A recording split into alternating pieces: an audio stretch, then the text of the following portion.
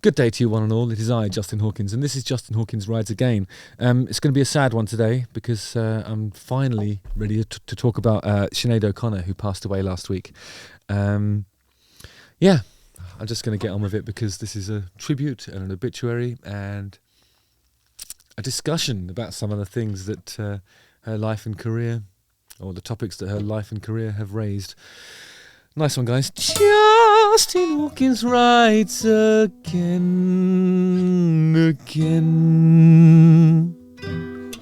Higher inversion on the chord doesn't work. Now we know. Again. All right, so Irish singer Sinead O'Connor died last week at the age of 56 years old. She was an incredible artist with a fraught past and a difficult life. When we spoke about the trope of the tortured artist on my podcast, one could say that Sinead falls into that category. She used her pain and her passion to fight for justice and create music that moved the world. Today I want to talk about her life and some issues her career in the music industry raises and confronts. She's primarily known for her cover of Prince's Nothing Compares to You with the number 2. The cover was one of the biggest selling singles of the 90s, and the video became just as iconic. In it we see Sinead startlingly beautiful, haircut to within an inch of her head, crying actual tears.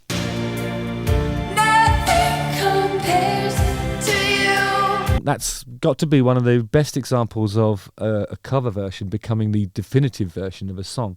I think when Prince did it, was it one of his side projects that he released it under? But I'm not sure. But whenever you think about that song, it's the Sinead O'Connor version, I think, that's front and centre in our minds. She really smashed it and made it her own. Its parent album, I Do Not Want What I Haven't Got, sold 7 million copies and was nominated for 4 Grammys. She's quite well known for having a shaved head, as it was the antithesis of a normal pop star's look. I don't know, I think in the olden days, I think there was an obligation for particularly female artists to look a certain way. And actually I think it helped, rock people were obliged to look like rock people, and, depending on what genre you operated in, it made your music more accessible if you also looked like the person, a person that made that kind of music. She said they wanted me to grow my hair really long and wear mini skirts and all that kind of stuff because the record executives reckoned I'd look much prettier. So I went straight round to the barber and shaved the rest of my hair off. It was an act of defiance and a refusal that her appearance and femininity be commodified by the music industry. I mean, now it's kind of like we use our appearance to help commodify our art. We use our life to commodify our art. Like when you sort of invest emotionally in a music artist, you're not just talking about because the music moves you. It's because of the way they look, the way they live, the stuff that they post on social media matters to you. It's like the whole existence becomes a commodity. Now, we just want to be commodified so badly. It's all about how to monetize every aspect of the self. And, I think that's part of the reason why when we were talking about switching off after a show and going back to normal life, that's just not really an option for a lot of people. You just have to be on all the time. And I think this is, I think she was fighting that even 30 years ago. That was more than 30 years ago.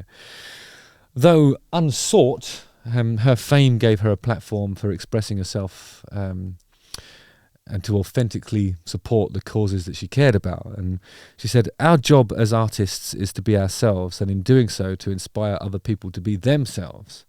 Nothing Compares to You made her one of the highest profile singers of the early 90s, but she was constitutionally unable to compromise her values.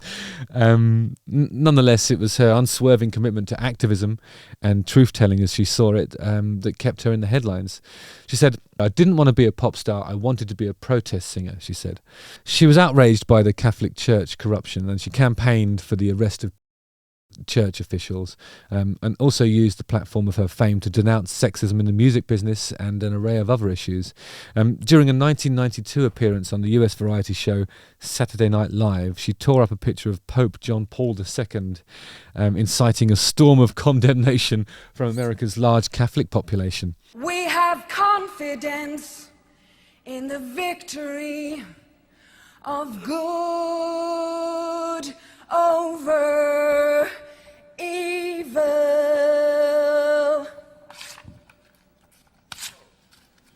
Fight the real enemy. And at a Bob Dylan tribute gig in New York a little bit after that, she was booed throughout her performance, and even the endorsement of the songwriter Chris Christopherson, who told her, "Don't let the get you down," failed to silence the hecklers. Her name has become synonymous with courage and integrity, Chris Christopherson said, but O'Connor never had another hit record in the States. So, I mean, she suffered. Her authenticity killed off her American career, actually. It's funny how, like, she was devout in her insistence that she would use her platform for the activism about the subjects that she cared so deeply about. And we've talked about activism very recently because of what happened with Matt Healy and the 1975 in Malaysia. I mean, it just shows you we haven't moved on that far really in the 30 years in terms of activism. I suppose the advances we have made is being able to speak more openly about things like mental illness and stuff. But when it comes to actually challenging the establishment, there's the same resistance and the same obligation for artists like Sinead O'Connor and Matty Healy, believe it or not, to actually get out there and kick as much ass as possible, for better or worse, and no matter what the cost is. I mean, if you think about the impact that it had on Sinead O'Connor's US career, I mean, you've got to say there's going to be some fallout from the 75's recent endeavours in Malaysia as well. But those are I suppose the expression is you have to break a few eggs if you want to make an omelette. Time proved her right about the church's complicity in the abuse of children. In the early 90s, though, she was perceived by many as an eccentric with an axe to grind.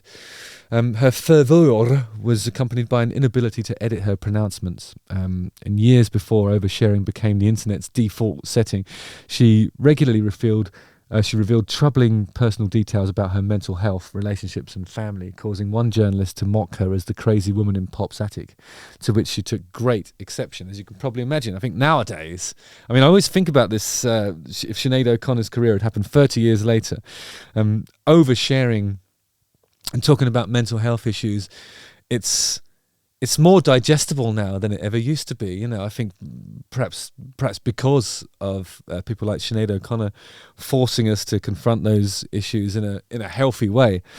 I just think if she was expressing those things in 2023, nobody would bat an eyelid and everybody would come out in support. But to be rejected as a crazy woman is just outrageous, really. She was looking forward to releasing a new album, No Veteran Dies Alone, in 2021. The album was scrapped altogether after her 17-year-old son Shane took his own life in 2022. May he rest in peace and may no one follow his example, is what she tweeted at the time. She's survived by her 3 children, Jake, Roisin and Yeshua. And I don't really know enough to do her justice in this video. So please have a listen to my friend, the Irish music journalist Pat Carty's radio piece on Sinead. I've done a link to that in the description because it will give you a better understanding of Sinead's work and the world that she was navigating at the time.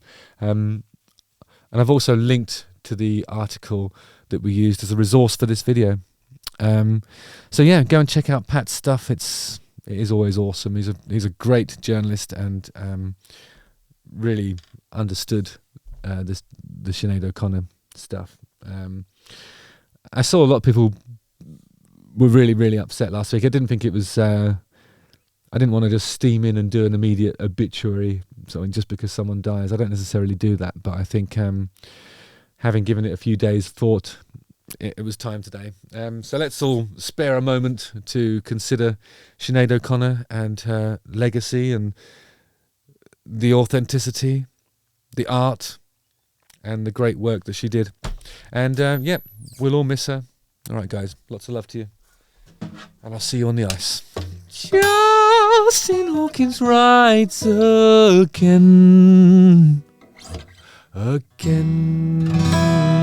Look after yourselves, guys. Never stop sharing or something. Nice one. Again.